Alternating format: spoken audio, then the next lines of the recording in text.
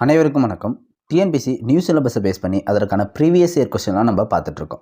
இந்த வீடியோவில் புவியியல் ஜாகிரஃபியிலிருந்து ஒரு 100 ப்ரீவியஸ் இயர் கொஸ்டின் இதுவரை கேட்கப்பட்ட ஒரு 100 கேள்விகள் நம்ம பார்க்க போகிறோம். ஓகேங்களா? வீடியோவை எங்கேயுமே ஸ்கிப் பண்ணிடாதீங்க, ஏன்னா ரொம்ப இம்பார்ட்டண்டான வீடியோ. ஆல்ரெடி படித்தவங்களாக இருந்தால் நம்ம படித்ததுலேருந்து கேள்விகள்லாம் கேட்டிருக்காங்கன்னு தெரிஞ்சுப்பீங்க. அதே போல் புதுசாக படிக்கிறவங்க இந்த வீடியோ பார்த்துட்டு எப்படி படிக்கணும்னு உங்களுக்கு ஒரு ஐடியா கிடைக்கும். ஓகேங்களா? அதனால் வீடியோ ஸ்கிப் பண்ணாமல் முழுமையாக பாருங்கள். அதே போல் நியூ சிலபஸை பேஸ் பண்ணி பொதுத்தமிழுக்கான நோட்ஸ் நம்ம ரெடி பண்ணியாச்சு. அந்த ஃப்ரீ நோட்ஸை பெறுவதற்கு கீழே டிஸ்கிரிப்ஷனில் வீடியோ கொடுத்துருப்போம், மறக்காமல் பார்த்துருங்க. இந்திய வரலாறு மற்றும் பண்பாடு இதற்கான நோட்ஸை ரெடி பண்ணியாச்சு. அந்த நோட்ஸை பெறுவதற்கும் கீழே டிஸ்கிரிப்ஷனில் வீடியோ இருக்கும். ஓகேங்களா? இதையும் மறக்காமல் பார்த்துருங்க. வாங்க முதல் கேள்வி பார்க்கலாம். நாட்டின் மொத்த வனப்பகுதியில் பாதுகாக்கப்பட்ட காடுகள் எத்தனை சதவீதத்தை ஆக்கிரமித்துள்ளன? கொஷின் நம்பர் மாற்றி மாற்றி தாங்க இருக்கும், ஏன்னா ஒவ்வொரு கொஷின் பேப்பர்லேயும் ஒவ்வொரு நம்பரில் கொஷின் கொடுத்துருப்பாங்க. அதனால் நம்பர் மாறி தான் வரும். ஓகேங்களா? நாட்டின் மொத்த வனப்பகுதியில் பாதுகாக்கப்பட்ட காடுகள் எத்தனை சதவீதத்தை ஆக்கிரமித்துள்ளன? 29%. எத்தனை சதவீதம்? 29. அடுத்த கேள்வி பாருங்கள். இந்தியாவின் புவியியல் பகுதிகள் பரந்த அளவில் பின்வரும் அம்சங்களை கொண்ட இயற்பியல் பகுதிகளாக தொகுக்கப்பட்டுள்ளன. இமயமலை பகுதிகள், சிந்து கங்கை சமவெளி, தீபகற்ப பகுதிகள், மேற்கு தொடர்ச்சி மலை. ஆன்சர் பாருங்க. இமயமலை பகுதிகள், சிந்து கங்கை சமவெளி, தீபகற்ப பகுதிகள். 1, 2, 3 சரி. ஓகேங்களா? அடுத்து, இந்தியாவின் வனமனிதர் என்று பிரபலமாக அழைக்கப்பட்டவர். இது புவியியலில் வராது, தமிழ் புத்தகத்தில் வரும். ஓகேங்களா? 7வது தமிழ் புத்தகத்தில் வரும்னு நினைக்கிறேன். இந்தியாவின் வனமனிதர் என்று பிரபலமாக அழைக்கப்படுபவர் ஜாதுபயங். ஆன்சர் ஆப்ஷன் ஏ, ஜாதுபயங். அடுத்த கேள்வி பாருங்க. கீழே கொடுக்கப்பட்டுள்ளவற்றில் இந்தியாவில் அதிக மக்கள் தொகை அடர்த்தி கொண்ட மாநிலமாக அறியப்படுவது எது? அதிக மக்கள் தொகை கொண்ட மாநிலம் பீகார். மக்கள் தொகை அடர்த்தி கொண்ட மாநிலம். அடுத்து பாருங்க. கீழே கொடுக்கப்பட்டுள்ள எந்த வகையான ஆற்றல் ஆதாரம் புவி வெப்பமாவதை தடுக்கிறது? கீழே கொடுக்கப்பட்டுள்ள எந்த வகையான ஆற்றல் ஆதாரம் புவி வெப்பமாவதை தடுக்கக்கூடியது? புவி வெப்ப ஆற்றல். புவி வெப்ப ஆற்றல்.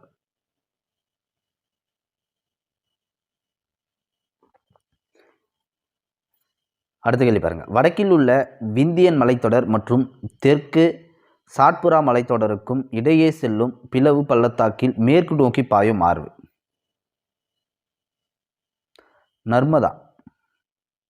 வடக்கில் உள்ள விந்தியன் மலைத்தொடர் மற்றும் தெற்கு சாட்புரா மலைத்தொடருக்கும் இடையே செல்லும் பிளவு பள்ளத்தாக்கில் மேற்கு நோக்கி பாயுமாறு நர்மதா.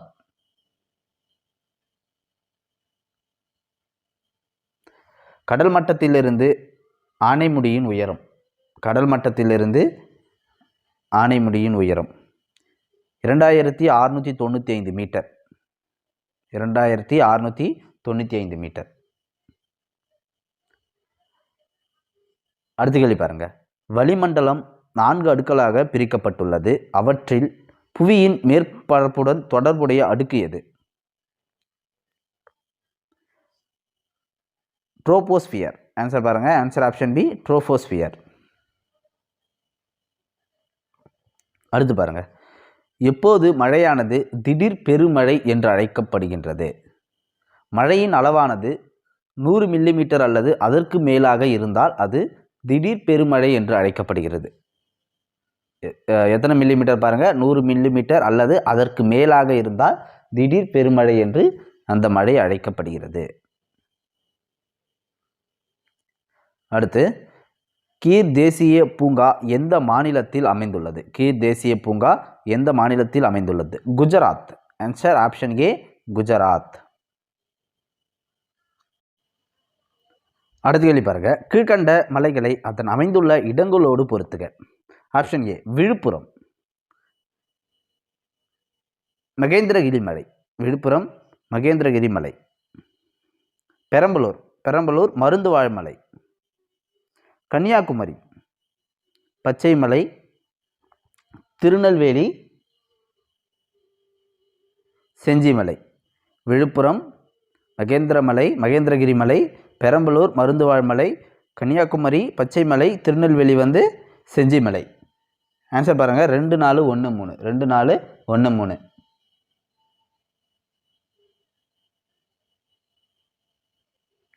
அடுத்த கேள்வி பொறுத்துக்க. சாம்பார் ஏரி ராஜஸ்தான். புலிக்காட் ஏரி ஆந்திர பிரதேசம் மற்றும் தமிழ்நாடு. சிலிக்கா ஏரி வந்து ஒடிசா. வேம்பநாடு ஏரி வந்து கேரளா. ஓகேங்களா? ஆன்சர் பாருங்கள் 3 4 1 2. அடுத்த கேள்வி பாருங்கள். மத்திய பிரதேசம் மற்றும் ராஜஸ்தான் மாநிலங்கள் எந்த திட்டத்தின் மூலம் பயனடைகின்றன? சம்பல் பள்ளத்தாக்கு திட்டம். சம்பல் பள்ளத்தாக்கு திட்டம். ஊர் பாருங்க, மத்திய பிரதேசமும் ராஜஸ்தானும். அடுத்து வனவிலங்கு பாதுகாப்பு சட்டம் எந்த ஆண்டு நிறைவேற்றப்பட்டது? வனவிலங்கு பாதுகாப்பு சட்டம் எந்த ஆண்டு நிறைவேற்றப்பட்டது? 1972. 1972.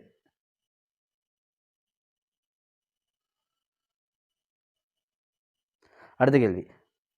தமிழ்நாட்டின் 2011 மக்கள் தொகை கணக்கெடுப்பின்படி பாலின விகிதம் அதிகமாக உள்ள மாவட்டம் எது? நீலகிரி. 2011 கணக்கெடுப்பின்படி பாலின விகிதம் அதிகமாக உள்ள மாவட்டம். அடுத்த கேள்வி பாருங்க. எது தவறாக பொருந்தியுள்ளது? ரயில் மண்டலங்கள் மற்றும் தலைமையிடம். மத்திய ரயில்வே சென்னை, கிழக்கு ரயில்வே கொல்கத்தா. ஆப்ஷன் சி பாருங்க வடக்கு ரயில்வே புதுடெல்லி. ஆப்ஷன் டி பாருங்க மேற்கு ரயில்வே மும்பை. தவறாக பொருந்தி உள்ளது வந்து மத்திய ரயில்வே சென்னை என்பது தவறு. மீதமுள்ள 3மே சரிதான். ஓகேங்களா? அடுத்து இந்தியாவில் மிக குறைந்த மக்கள் தொகை கொண்ட மாநிலம் எது? இந்தியாவில் மிக குறைந்த மக்கள் தொகை கொண்ட மாநிலம் சிக்கிம்.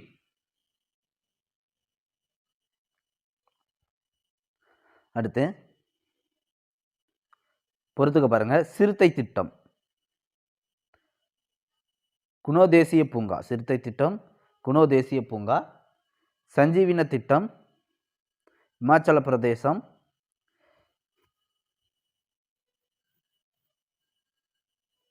சிங்கம் திட்டம் வந்து பர்தா வனவிலங்கு சரணாலயம். கானமயில் திட்டம் பாலைவன தேசிய பூங்கா. ஆன்சர் பாருங்க 3 4 1 2. 3 4 1 2.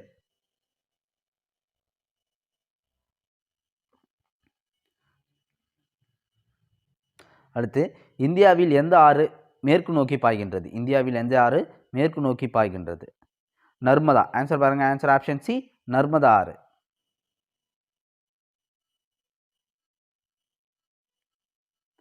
அடுத்து மகாநதி, கோதாவரி மற்றும் கிருஷ்ணா நதிகளின் கழிமுகங்களில் காணப்படும் காடுகளின் வகை எது? சதுப்பு நில காடுகள். சதுப்பு நில காடுகள். எந்தெந்த ஆறுன்னு பாருங்க. மகாநதி, கோதாவரி மற்றும் கிருஷ்ணா நதிகளின் கழிமுகங்களில் காணப்படும் காடுகளின் வகை சதுப்பு நில காடுகள்.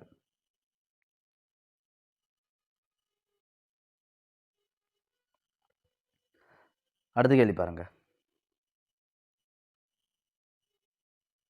மரபுசாரா புதுப்பிக்கப்பட்ட ஆற்றல் மற்றும் புதுப்பிக்க இயலாத மரபுசார் ஆற்றல் வளங்கள் எந்த அமைச்சகத்தின் கீழ் வரும்? சுற்றுச்சூழல், வனம் மற்றும் பருவநிலை மாற்றம். சுற்றுச்சூழல், வனம் மற்றும் பருவநிலை மாற்றம் இந்த அமைச்சகத்தின் கீழ் தான் வரும். புதுப்பிக்கப்பட்ட ஆற்றல் மற்றும் புதுப்பிக்க இயலாத ஆற்றல் மரபுசார்னு சொல்லுவாங்க. அதே போல் மரபுசாரா மற்றும் மரபுசார் ஆற்றல்னு சொல்லுவாங்க. நோட் பண்ணிக்கோங்க. இதெல்லாம் புதுப்பிக்கப்பட்ட ஆற்றல் வந்து மரபுசாரான்னு சொல்லுவாங்க. புதுப்பிக்க இயலாத ஆற்றல் வந்து மரபுசார் ஆற்றல்னு சொல்லுவாங்க. இது எந்த அமைச்சகத்தின் கீழ் வரும்னா சுற்றுச்சூழல், வனம், பருவநிலை மாற்றம். அடுத்த கேள்வி பாருங்க.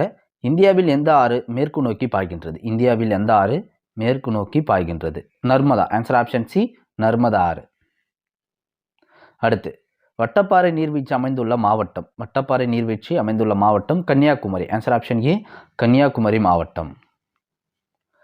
அடுத்த கேள்வி பாருங்க. சோட்டா நாக்பூர் பீடபூமி இந்தியாவின் தொழில்துறை இதயம் என்று அழைக்கப்படுகிறது. ஏனெனில் அது கனிமங்கள் மற்றும் ஆற்றல் எரிபொருள்கள் நிறைந்துள்ளது.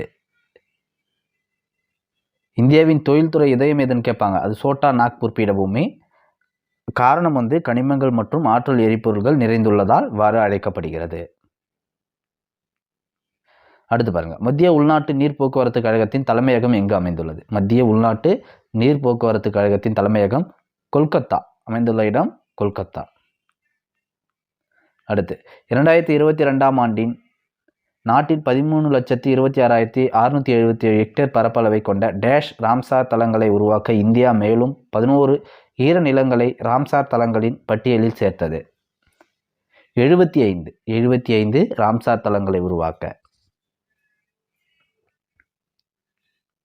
அடுத்து, டாமன் மற்றும் டையூ எப்போது தாத்ரா மற்றும் நகர்வேலியுடன் இணைக்கப்பட்டுள்ளது? டாமன் மற்றும் டையூ எப்போது தாத்ரா மற்றும் நாகர்வேலியுடன் இணைக்கப்பட்டுள்ளது? என்னாண்டுன்னா 2020 ஜனவரி. அடுத்து, வளரும் நாடுகளால் ஆக்கிரமிக்கப்பட்ட உலகின் மொத்த காடுகளின் விகிதம். வளரும் நாடுகளால் ஆக்கிரமிக்கப்பட்ட உலகின் மொத்த காடுகளின் விகிதம் 54.7%. 54.7% ஆக்கிரமிப்புக்கு உள்ளாக்கப்பட்டுள்ளது வளரும் நாடுகளால். ஓகேங்களா? அடுத்து, உலக உயிர்கோள இரும்பு வலைதளத்தில் தமிழ்நாட்டின் டேஷ் மற்றும் டேஷ் தாவர விலங்கினங்களை பாதுகாக்க சேர்க்கப்பட்டுள்ளது. எந்தெந்த இடங்கள்னா மன்னார் வளைகுடா மற்றும் நீலகிரி. மன்னார் வளைகுடா, நீலகிரி தாவர விலங்கினங்களை பாதுகாக்க சேர்க்கப்பட்டுள்ளது.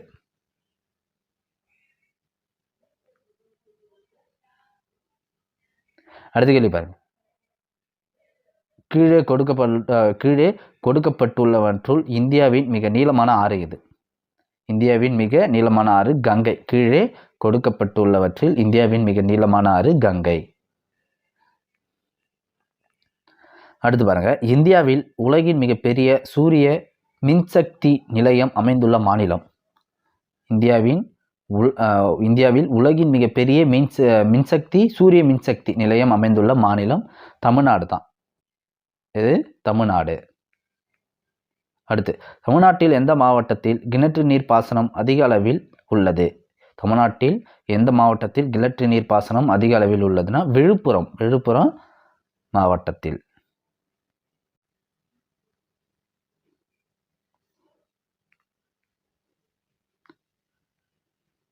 அடுத்த கேள்வி பாருங்க, பின்வருவனவற்றுள் குறிப்பிடப்படும் மாவட்டம் மற்றும் நீர்வீழ்ச்சிக்கான எந்த இணை சரியாக பொருந்தப்படவில்லை?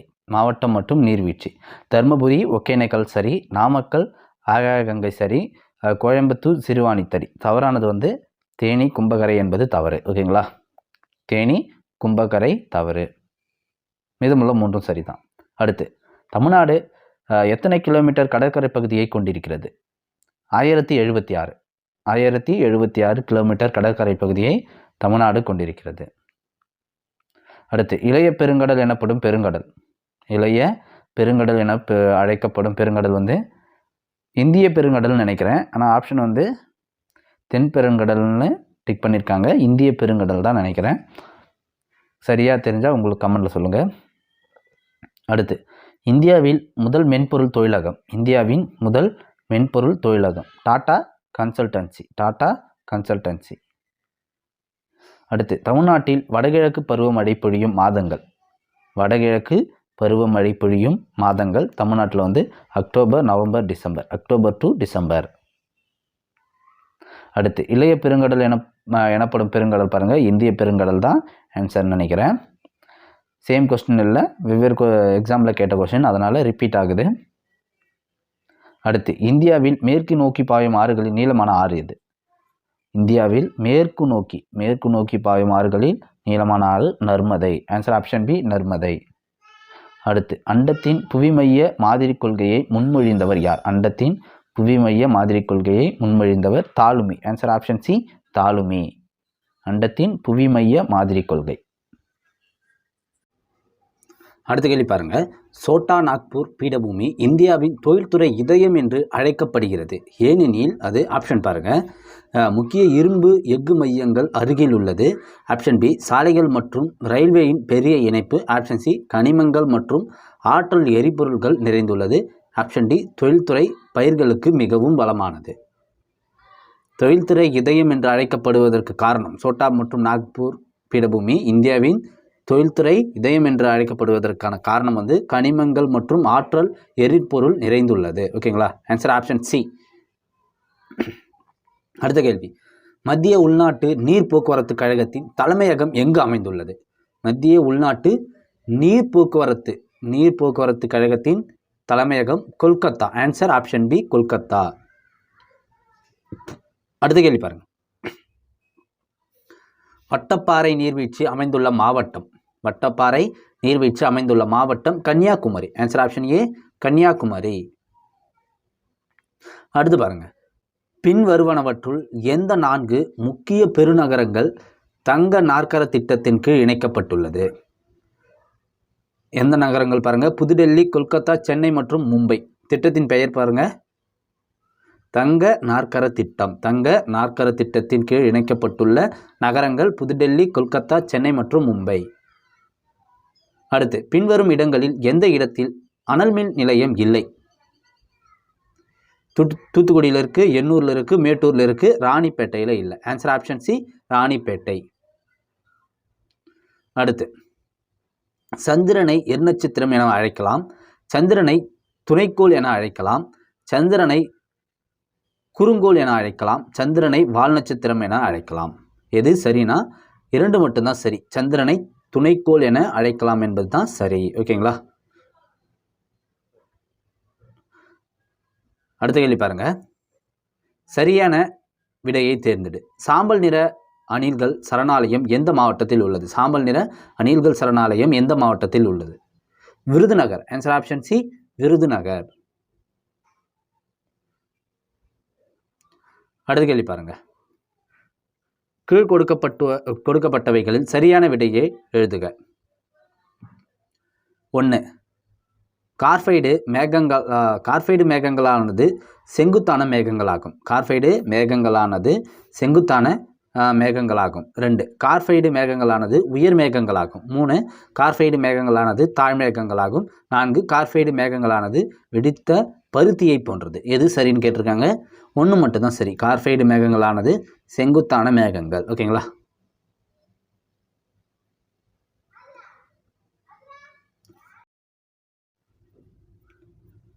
அடுத்த கேள்வி பார்க்கலாம். வெண்டிபதார் ரயில் நிலையம் எந்த மாநிலத்தில் அமைந்துள்ளது? Meghalaya. Answer option B Meghalaya. அடுத்து, 6 வழி சிறப்பு சாலைகளை இணைக்கும் 4 மாநகரங்கள் எவை? Chennai, Mumbai, Delhi, Kolkata. Answer option D. பெரிய ஏரிகளில் கிழக்கு பகுதியில் அமைந்துள்ள ஏரி எது? ஒண்டாரியோ ஏரி. ஆன்சர் ஆப்ஷன் சி ஒண்டாரியோ ஏரி, கிழக்கு பகுதியில் அமைந்துள்ள ஏரி. ஓகேங்களா. தேசிய தொழில்நுட்ப நாளாக இந்தியா கொண்டாடப்படும் நாள் மே 11. ஆன்சர் ஆப்ஷன் சி மே 11. குதிரை குழம்பு ஏரி உருவாகும் பகுதி சமவெளி பகுதி. ஆன்சர் ஆப்ஷன் சி சமவெளி பகுதி, குதிரை குழம்பு ஏரி. மிக குறைந்த நீளமுடைய தேசிய நெடுஞ்சாலை NH47A. Answer option D NH47A. பனிப்பாலம் நடவடிக்கை எந்த அமைப்போடு தொடர்புடையது? நாசா. பனிப்பாலம் நடவடிக்கை நாசாவோடு தொடர்புடையது. தலக்காற்றுகள் அதனுடைய இடங்கள். சின்னூக் வந்து அமெரிக்க ஐக்கிய நாடுகள், ஃபான் வந்து வடக்கு இத்தாலி, மிஸ்ட்ரல் வந்து ஆல்பஸ் மலை, நாட் வந்து மெக்சிகோ வளைகுடா. ஓகேங்களா. சின்னூக் அமெரிக்க ஐக்கிய நாடுகள், ஃபான் வந்து வடக்கு இத்தாலி, மிஸ்ட்ரல் வந்து ஆல்பஸ் மலை, நாட் வந்து மெக்சிகோ வளைகுடா.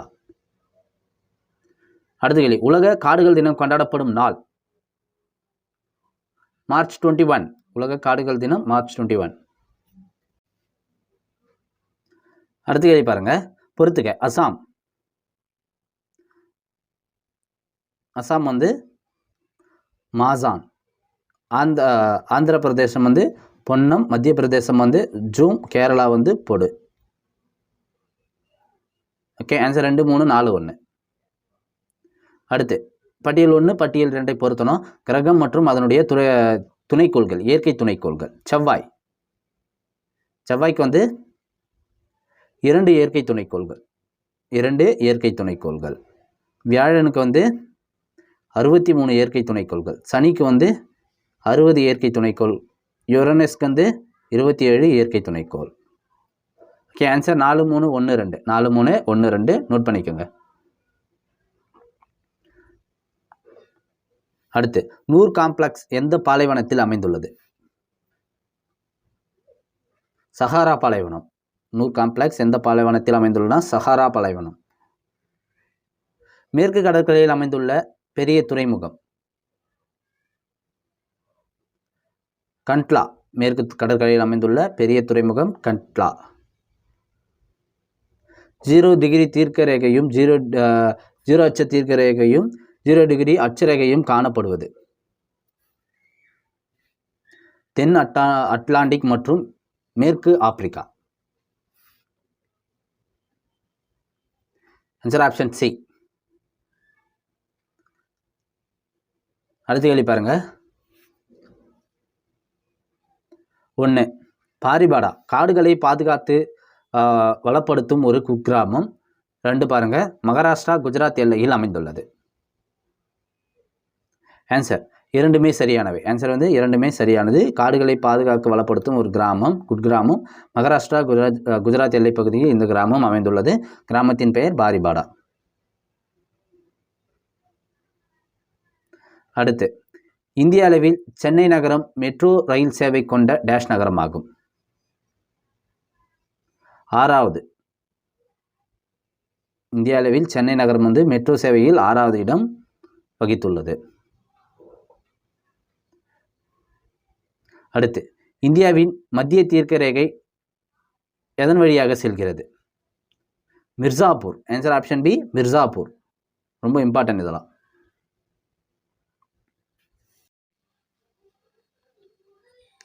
அடுத்த கேள்வி பாருங்க. 2017ஆம் ஆண்டு எந்த மாவட்டம் பாலின சமத்துவமின்மை குறியீட்டில் தமிழ்நாட்டில் முதலிடத்தில் இருந்தது? நீலகிரி. நீலகிரி மாவட்டம் தான் பாலின சமத்துவமின்மை குறியீட்டில் முதலிடத்தில் இருந்தது. அடுத்து அண்டார்டிகாவிற்கான 41வது அறிவியல் சார்ந்த பயணத்தை இந்தியா எந்த ஆண்டில் துவங்கியது? 2021 துவங்கியது 41வது அறிவியல் சார்ந்த பயணம். கரோனா வைரஸ் என்ற சொல் முதலில் நேச்சர் அறிவியல் ஆய்விதழில் வெளியிடப்பட்ட ஆண்டு எது? 1968. கரோனா வைரஸ் என்ற சொல் எந்த ஆய்விதழ் பாருங்க? நேச்சர் அறிவியல் ஆய்விதழ். அடுத்து தெளிவான வானம், இனிமையான வானிலை, குறைந்த வெப்பம் மற்றும் ஈரப்பத நிலை, அதிக வெப்பநிலை வீச்சு, குளிர்ந்த மற்றும் மெதுவான வடக்கு காற்றுகள் இவையெல்லாம் எந்த பருவத்தின் முக்கியமான குணங்களாகும்? குளிர்கால பருவத்தின் முக்கியமான குணங்கள். எந்த பகுதி பிப்ரவரி 1987ஆம் ஆண்டு இந்திய யூனியனின் 23வது மாநிலமாக்கப்பட்டது? மிசோரம் பகுதி. எந்த பகுதி பிப்ரவரி 1987ஆம் ஆண்டு இந்திய யூனியனின் 23வது மாநிலமாக்கப்பட்டதுன்னா மிசோரம் பகுதி. சூரியனில் எந்த வாயு அதிகமாக உள்ளது? ஹைட்ரஜன். சூரியனில் எந்த வாயு அதிகமாக உள்ளதுன்னா ஹைட்ரஜன். தமிழ்நாடு நெல் ஆராய்ச்சி நிறுவனம் அமைந்துள்ள இடம் எது? ஆடுதுறை. தமிழ்நாடு நெல் ஆராய்ச்சி நிறுவனம் அமைந்துள்ள இடம் ஆடுதுறை. தமிழ்நாடு மாநிலமாக உருவாகும் பொழுது எத்தனை மாவட்டங்கள் மட்டும் இருந்தன? 13 மாவட்டங்கள் தான் இருந்திருக்கு. தமிழ்நாடு மாநிலமாக உருவாகும் போது 13 மாவட்டங்கள் மட்டும்தான் இருந்திருக்கு. ஓகேங்களா? அடுத்து பாருங்க. இந்தியாவின் எந்த மாநிலத்தில் அதிக எண்ணிக்கையில் உயிரிவாயு உற்பத்தி ஆலைகள் அமைந்துள்ளது? எந்த மாநிலம்னா மகாராஷ்டிரா. அடுத்த கேள்வி பாருங்க. இமயமலையில் காங்கிரா பள்ளத்தாக்கு அமைந்துள்ள இடம்? இமாச்சல். இமயமலையில் காங்கிரா பள்ளத்தாக்கு அமைந்துள்ள இடம் வந்து இமாச்சல். ஓகேங்களா? அடுத்த கேள்வி பாருங்க. இந்தியாவின் மிக உயரமான ஈர்ப்பு விசை அணை எது? ஃபக்ரா அணை. எந்த அணை? ஃபக்ரா அணை மிக உயரமான ஈர்ப்பு விசை அணை. அடுத்து மத்திய பிரதேசத்தின் பன்னா மாவட்டம் எந்த கனிமத்திற்கு பெயர் பெற்றது? வைரம் மாவட்டம் பாருங்க. பன்னா மாவட்டம் மத்திய பிரதேசத்தில். அடுத்து சதுப்பு நில காடுகள் காணப்படும் முக்கிய மர வகை எது? சதுப்பு நில காடுகளில் காணப்படும் முக்கிய மர வகை சுந்தரி. அடுத்து உழவு இல்லாத விவசாயத்தின் பழமையான வடிவம் எது? மண்வெட்டி விவசாயம். உழவு இல்லாத விவசாயத்தின் பழமையான வடிவம் மண்வெட்டி விவசாயம். ஆல்ரெடி பார்த்தாச்சு இந்த கேள்வி. இமயமலையின் காங்க்ரா பள்ளத்தாக்கு அமைந்துள்ள இடம் இமாச்சல். இந்தியாவின் மிக உயரமான ஈர்ப்பு விசை, இதுவும் பார்த்துட்டோம். ஓகேங்களா. அடுத்து பாருங்கள், இந்தியாவின் எத்தனாவது பெரிய மின்னணு மென்பொருள் உற்பத்தி மையமாக சென்னை விளங்குகிறது? இரண்டாவது. இந்தியாவில் இரண்டாவது பெரிய மின்னணு மென்பொருள் உற்பத்தி மையமாக சென்னை விளங்கியது. அடுத்து பாருங்கள், 2011ஆம் ஆண்டு மக்கள் தொகை கணக்கெடுப்பின்படி பின்வரும் மாவட்டங்களில் சிறார் பாலின விகிதம் மாநில சராசரியை விட குறைவாக உள்ளது. எந்தெந்த மாவட்டங்கள் பாருங்கள். சராசரி வந்து 943 இருக்குது. நாமக்கல் பாருங்கள், நாமக்கல் வந்து 914. நாமக்கல் வந்து 914 இருக்குது. கடலூர் வந்து 896 இருக்குது. சேலம் வந்து 916 இருக்குது. அரியலூர் வந்து 891 இருக்குது. ஓகேங்களா. 2413 ஆன்சர், 2413. அடுத்து, இந்தியாவின் எந்த மாநிலத்தில் துலிப் மலர் திருவிழா கொண்டாடப்பட்டு வருகிறது? ஜம்மு காஷ்மீர். எந்த மாநிலம்? ஜம்மு காஷ்மீர். அதிக ஈரப்பதத்தினை தக்க வைக்கும் திறன் கொண்ட மண்? ரெகூர் மண். எந்த மண்? ரெகூர் மண். அதிக ஈரப்பதத்தினை தக்க வைக்கும் மண். அடுத்த கேள்வி பாருங்க, இந்தியாவின் நில எல்லையின் நீளம் எவ்வளவு? இந்தியாவின் நில எல்லையின் நீளம் எவ்வளவு? 15,200 கிலோமீட்டர். 15,200 கிலோமீட்டர். ஓகேங்களா. அடுத்து, பின்வருவனவற்றுள் எந்த வனவிலங்கு சரணாலயம் திருநெல்வேலி மாவட்டத்தில் அமைந்துள்ளது?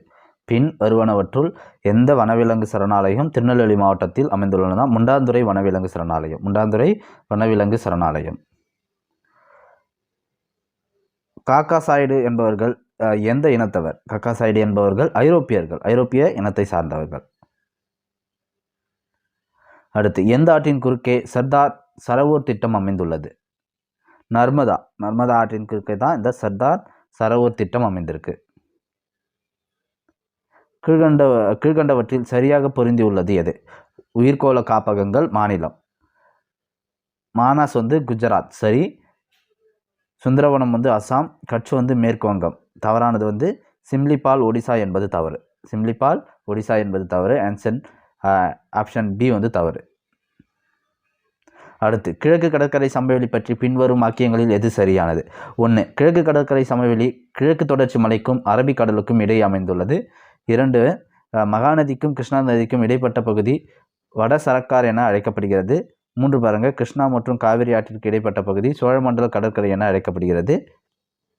எது சரியானதுன்னா 2, 3 மட்டும் தான் சரி. மகாநதிக்கும் கிருஷ்ணா நதிக்கும் இடைப்பட்ட பகுதி வட சரக்கார் என அழைக்கப்படுகிறது. கிருஷ்ணா மற்றும் காவிரி ஆற்றுக்கு இடைப்பட்ட பகுதி சோழமண்டல கடற்கரை என அழைக்கப்படுகிறது. 2 மட்டும் தான் சரி. ஓகேங்களா.